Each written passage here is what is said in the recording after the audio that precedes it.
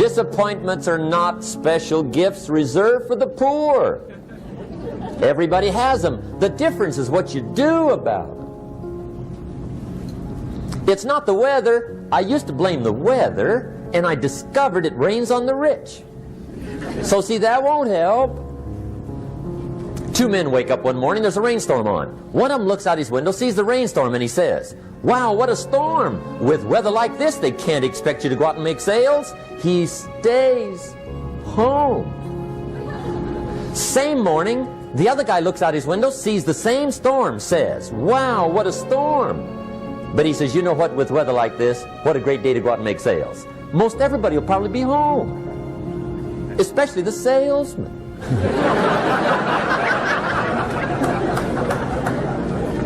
See, that's the difference in how your life works out. It's not what happens, it's what you do. So here's one of the key questions of the evening. Starting tomorrow, what are you going to do that'll make a change in your life's direction?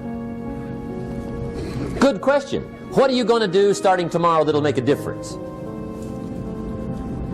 Now see, if you don't do something starting tomorrow that'll make a difference, guess what? It's gonna be the same.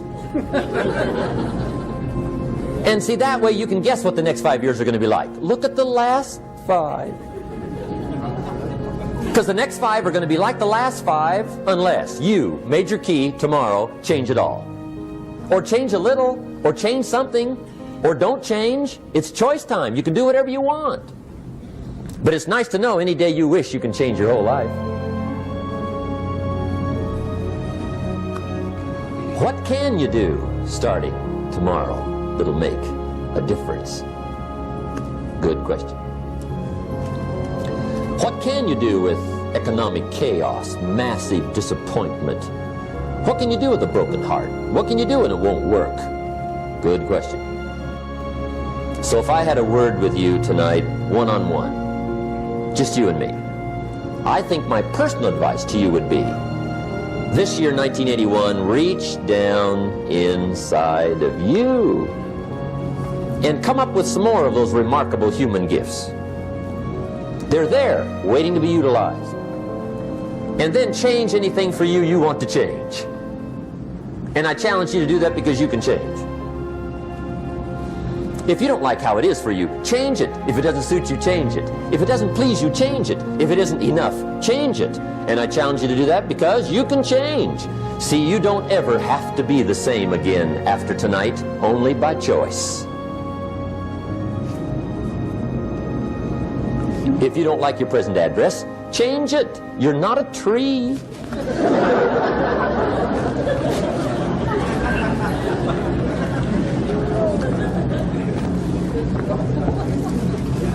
Now, let me give you 3 steps to personal development. Let's get down to the nitty-gritty.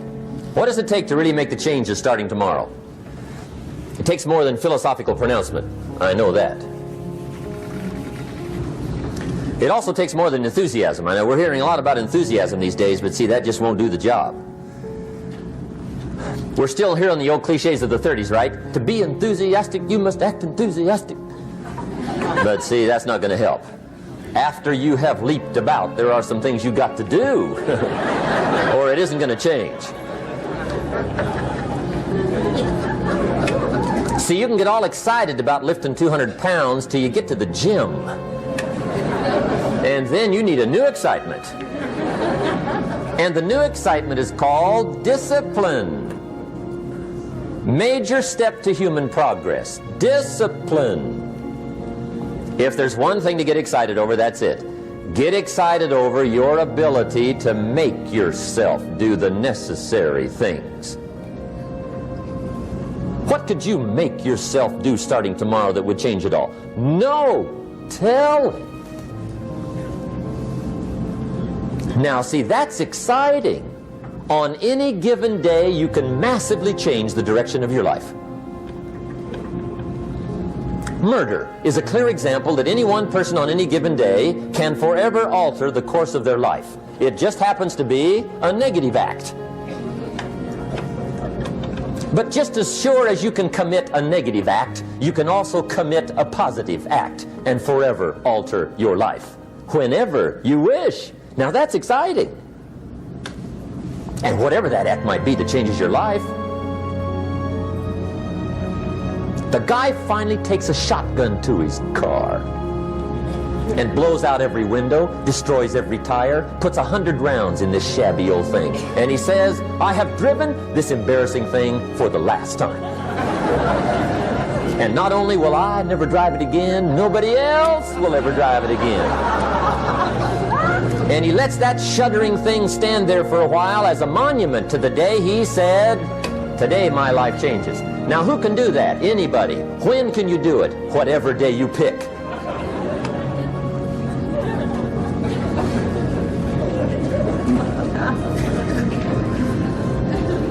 Now here's the key to discipline. Start with the little disciplines, get excited over the little disciplines, and get right on those, because those will lead to the big ones. You can't handle the big challenges in life unless you take on the little ones. Make a list of all the things you can do, get right on those, discipline yourself for those, both for the results and for the muscle and for the practice, so that when life hands you some big challenges, you'll be ready, you'll have the muscle. But see, if you don't handle the small ones, you can't take care of the big ones. Okay, here's what else it takes for life change. Self-motivation. Key phrase, self-motivation. I don't know why we call it self-motivation. It's really the only kind there is. You got to motivate yourself.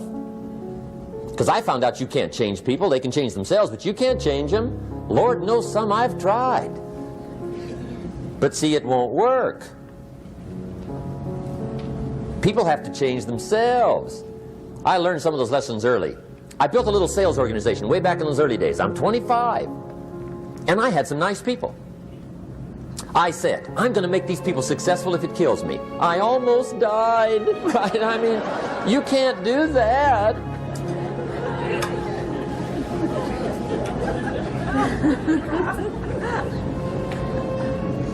See, I've discovered this. Good people are not trained, they're found. You find good people. You don't make them good, you find them good. Training really is for the purpose of finding good people. You don't need much instruction for a good person. Too much training probably means you got the wrong people.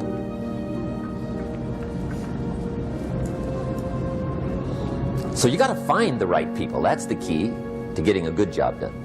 One of the major things we learn in management, lesson 1, don't send your ducks to Eagle School.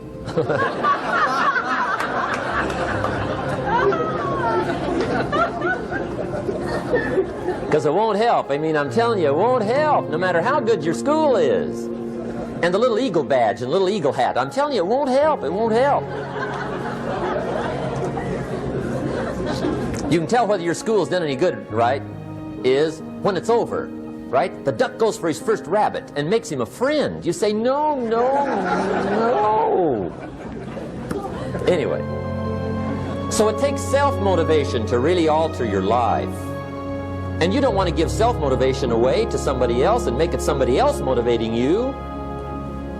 The guy says, boy, if somebody just come by and turned me on. What if they don't show up, right? See, you got to have a better plan for your life. Okay. Now, if you're excited and you're ready to change, let me give you 3 steps to start life change that can change your life, your personality, your lifestyle, everything can change. Here's the steps. Number 1, find out how things work. The first key to doing better is find out. To change your life, really, you need ideas. There isn't anything an idea can't change. And Schoff taught me the major problem is lack of an idea, not a problem. At first I didn't have any money. I said to Mr. Schoff, I don't have any money. He said, that's not a problem. Now see, up until then I always thought it was. Right? I was confused. He said, no, no, the problem is lack of an idea on how to create money and wealth. It isn't lack of money, it's lack of ideas. So if you get the ideas, see, you can change anything. Now to get ideas, you need a constant study of finding out. Now Schoff also said, when you find out something that works, put the information in your journal. Don't use your head for a filing cabinet. Put it in your journal so that you can do the next best thing. Repetition, repetition, repetition. Go over it. And if you repeat it, go over it, sure enough, someday, some mysterious day, the idea takes root, starts to grow, and shows up in your bank account, and your dress, and your personality, and your lifestyle. But capture the ideas in your journal. Find out how things work. Shoaff gave me this word for my life change. He said, study. Great word. If you wish to be successful, study success. If you wish to be happy, study happiness. If you wish to be wealthy, study wealth. Don't leave it to chance. Make it a study. Some people just go through the day with their fingers crossed. See, that won't do it. You've got to study the things that can change your economic, social, spiritual, personal life. Now here's a qualifying phrase, and we'll have several of these qualifying phrases throughout the seminar. Here's the first one. You may not be able to do all you find out. I understand that. You may not be able to do all you find out, but you should find out all you can do. See, you don't want to wind up at the end of your life and discover that you've lived only 1/10 of it, and the other 9/10 went down the drain. Not for lack of opportunity, for lack of information. So that's number one, find out how things work. Now here's the best human virtue for finding out, curiosity. Make a note of that. Curiosity. Be curious. You might add a word to it that'll help. Childish curiosity.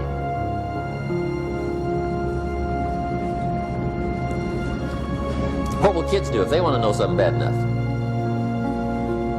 Bug you, that's the phrase. They can ask 1,000 questions. You think they're through? They got another 1,000. They'll drive you to the brink. It's a virtue. When you gotta know, be like a child. In fact, Jesus, the master teacher, said, unless you can become like little children, you might as well forget it. You don't have a prayer. Excellent advice. You gotta be like children. 4 ways, in my opinion, to be like a child. Number 1 is curiosity. Number 2 is excitement. Get excited like a child over your ability to make yourself do anything for change. 3rd is faith. Have faith like a child. Adults are too skeptical. And 4th is trust. Trust is a childish virtue, but the rewards are incredible. So be like a child. Now, if you're curious, let me give you 3 ways to find out how to change anything. Any life direction, any dimension. Here's 3 ways to find out how to change anything. Number 1 is to read. Become a good reader. All of the successful people I know and work with around the world, they're all good readers. Curiosity drives them to read. They got to know. They just read.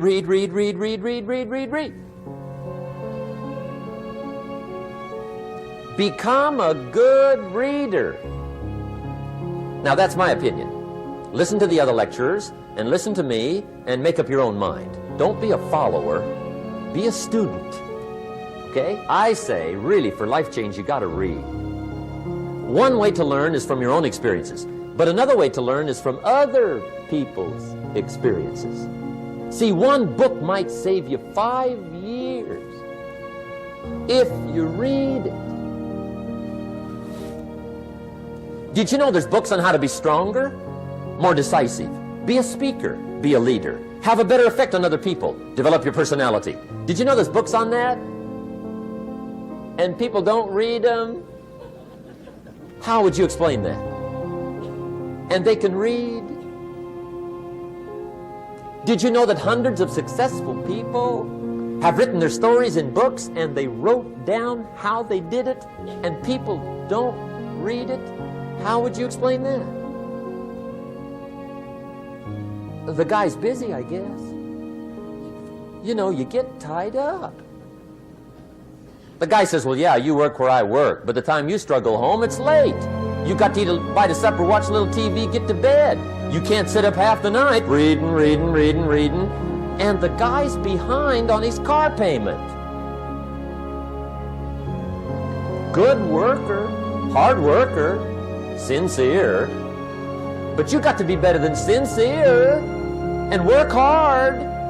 Otherwise, at the end of your life, you'll wind up cold, stony broke. You got to be better than a good worker. You got to be a good reader. The whole world is governed by laws. The universe, in fact. Laws. We call it the law of electricity. We call it the law of gravity. There's mathematical laws, there's physical laws, speed and velocity laws, agricultural laws. There's all kinds of laws. Now that we find ourselves on the spinning planet, you just have to learn what I call the setup. Learn the setup. Life's setup. Now, we didn't set it up, but we're here, so you got to learn it. And we should learn the setup for two basic reasons. Number one, to keep from getting hurt. It's one of the major reasons for learning, so you won't get hurt. See, economically, socially, personally, you can get hurt just not knowing. Ignorance is not bliss. Ignorance is poverty. Ignorance is tragedy. You got to know, or you're going to get hurt. It's good to know not to walk out the 10-story window. That's excellent information. Now, what if a guy didn't know and he walks out? Now he's dead at the bottom. Somebody says, well, the poor guy didn't know. You got to know, or you're going to get hurt. Okay. Now, here's a parenthesis. You don't have to like the setup. I don't ask you to like how it is. That's not what's important. But it is important to learn how it is. Okay, so you don't have to like it, but you should learn it. That's what I tell the kids, right? Make sure you get the information. What you think about it, that's up to you. What you're going to do with it, that'll soon be up to you. But make sure you get it. See, there's nothing worse than being stupid. Nothing. I mean, being broke is bad, but being stupid is awful. And what's really bad is being broke and stupid, right? That's about the end of the world. I mean, there isn't anything much worse than that. Unless you're sick. Sick, broken, stupid. I mean, that is it, right? There's nowhere else to go. So make sure you get the information. It's key. You don't have to like it, but learn it. If this big monstrous thing lifts up in the sky, hangs there for a little while, cuts loose, comes crashing down, boom, shakes the ground for 5 miles. And then this big monstrous thing lifts back up in the sky, hangs there for a little while, cuts loose again, comes crashing down, boom, shakes the ground for 5 miles. It just keeps doing it, this big monstrous thing, lifting up and then crashing down, boom. Now, you might come along one day and say, that's got to be a stupid arrangement, which is okay. You're entitled to your opinion. But the first thing you should learn to do is get out from under it, right? That's number one. You might have a great moral argument. You might want to shake your finger at the sky, but do it from over there, right? So you don't get smashed. It's called your basic smart. So number one, learn so you won't get hurt. Whether you like it or not, learn. Now here's the second reason for learning, the setup, to benefit. It's called the plus of life. And that's what life is, right? Both minus and plus. The minus is tragedy, heartache, misery, failure, unhappiness. But life is also happiness, prosperity, good feelings. So here's the key. Learn to get on the good side of the way things work.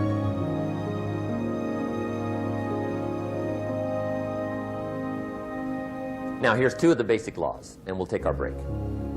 Shof taught me these. They come from the Bible. Now, again, I'm an amateur, okay? When it comes to the Bible, I'm not a pro. So you'll sort of have to take my way of putting it. But here they are. The first one is the law of use. The law of use. And it goes something like this. Whatever you don't use, you lose. Lack of use causes loss.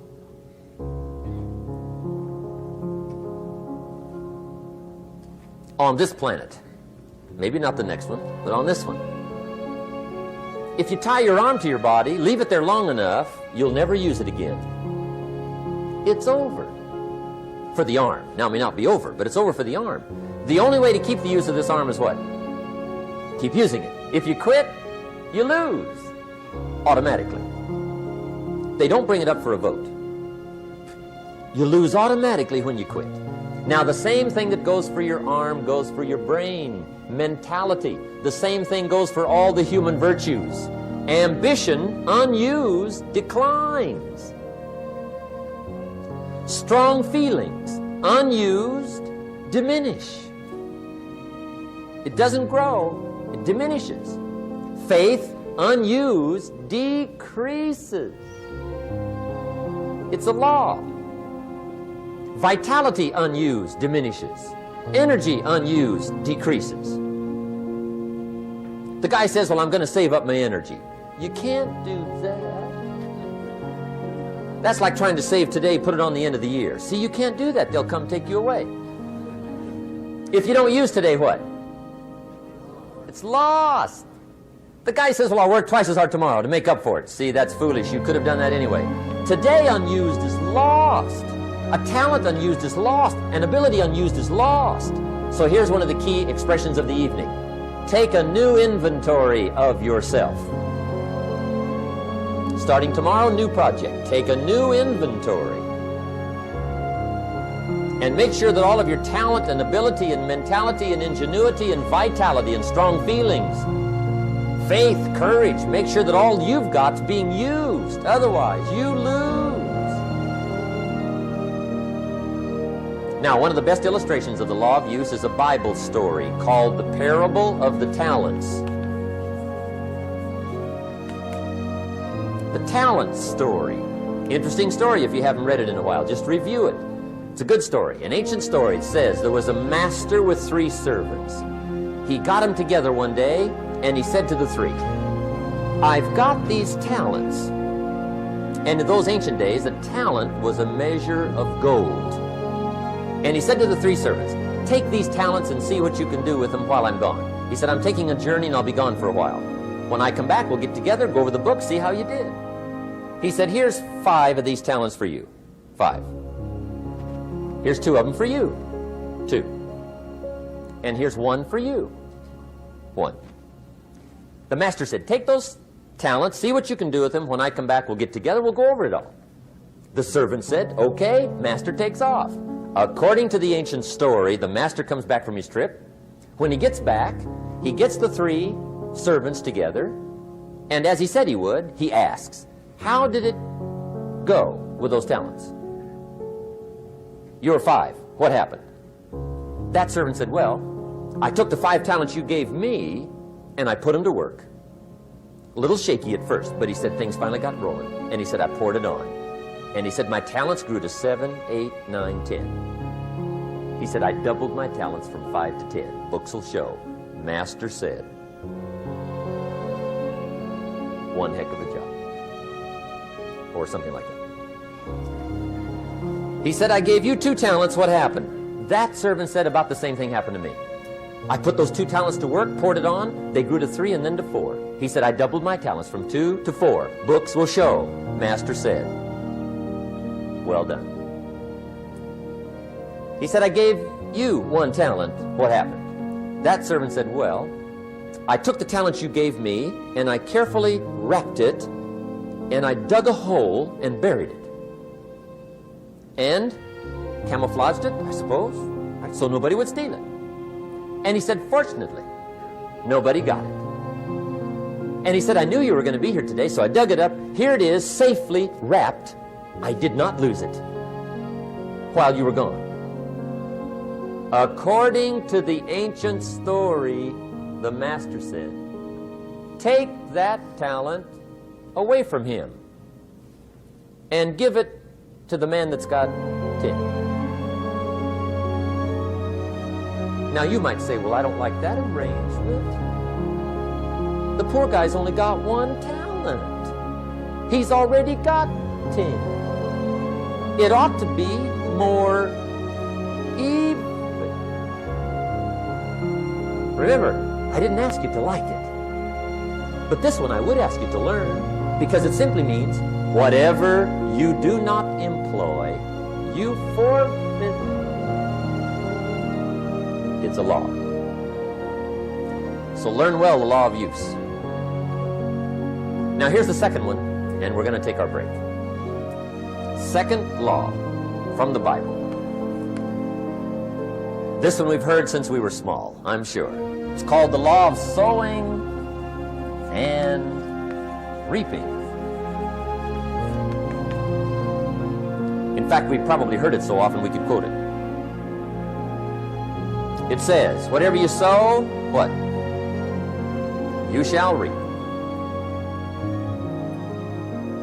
Fairly blunt, hopefully clear. Here's my first suggestion on the law of sowing and reaping. Don't try to beat it. You might as well try sitting on the sun in the morning. Keep it from coming up. You'll have better luck. Whatever you sow, you reap. Now, for a fair share of my life, I'm a bit mixed up on how all this applies. Among a lot of things I was mixed up on.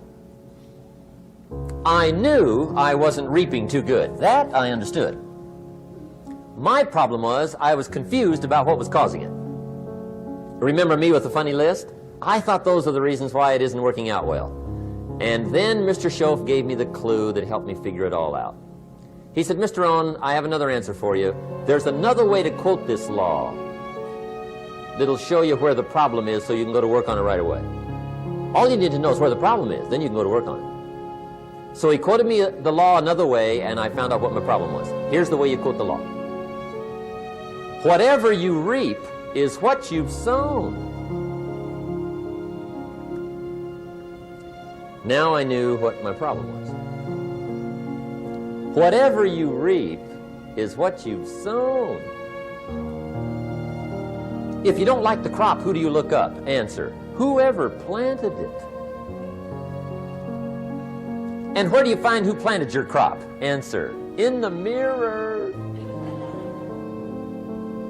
What I finally learned to do come fall was to go to the mirror. That's where you go. And if necessary, you say, a few skinny carrots? I got to be unimpressed. Where were you last spring? Asleep. Didn't you read the books? Did you break your hoe? Let me give you 7 key points to the law of sowing and reaping. Let's tick right down through the list of 7, and it'll be break time. 7 points to sowing and reaping. Here's part of the philosophy that really helped me to make some changes in life direction. Number 1, the law of sowing and reaping is negative. That's number 1, which simply means if you sow bad, you reap bad. Now this is kind of 3rd grade, but it doesn't hurt to go over the basics. If you plant thistle seeds, you don't get pumpkins. Honest, no use looking for pumpkins. John says, how come no pumpkins? Come on, John. The law's negative. That's how come. Now here's number 2. The law's positive. Which simply means if you sow good, you reap good. If you plant pumpkin seeds, you don't get thistles. Not from pumpkin seeds. Mother Nature won't pull tricks on you over in the corner snickering and pushing new thistles and you planting pumpkin seeds. She won't do that. You will get pumpkins from pumpkin seeds, and the reason is because the law is positive. Now here's number 3. I got excited when I found out the full dimension of this. See, you do not reap what you sow, but rather you always reap much more than what you sow. So the 3rd key word is more. You don't get back what you put out. You get back much more than what you put out. And it works both positive and negative. On the negative side, it said, if you sow to the wind, you reap the whirlwind. So you've got to get ready for that, or you will be naive. See, anybody can, whether you will or not. See, that's the question. And here's a good question to ask. We are all buying somebody's plan. The question is, whose? Who's got you talked into doing what you're doing? Who's got you talked into your present plan? See, 10 years from now, you will surely arrive. The question is, where? But see, anybody, if you want to, can go searching for a good plan, pick it, and start working it. And sure enough, as the time passes, as it surely will, 5 years from now, 10 years from now, then you'll be winding up wearing what you want to wear, driving what you want to drive, living where you want to live, become what you want to become. But now's the time to fix the next 10 years. And who can? Anybody. Here's number 6. The 6th key to sowing and reaping. This is leveling with you now, as we promised to do. There's one thing better than the truth, and that's the whole truth. And here's part of the whole truth of the law of sowing and reaping. Number 6 is, you could lose. There are times when you just lose, no matter what you do. It's that kind of planet. You reap what you sow, yes, but... What does that mean, yes, but? Well, the farmer plants his crop in the spring, takes care of it all summer, loves his family, works 10, 12 hours a day, 6, 7 days a week, is an honorable man. Come fall, he's got a beautiful crop, and he deserves every bit of it. But the day before he sends the combines into the field, a hailstorm comes along and beats it all in the ground, which means you lose. Somebody says, well, what did he do wrong? Answer, nothing. It's just that kind of planet. Sometimes it's going to hail on your crop and rain on your parade, so you got to get ready for that or you will be naive. That's just part of the life arrangement. And don't press me why. I was not in on some of the original decisions here, so I don't know how it got set up. But there's just times, sometimes you lose. That's part of life.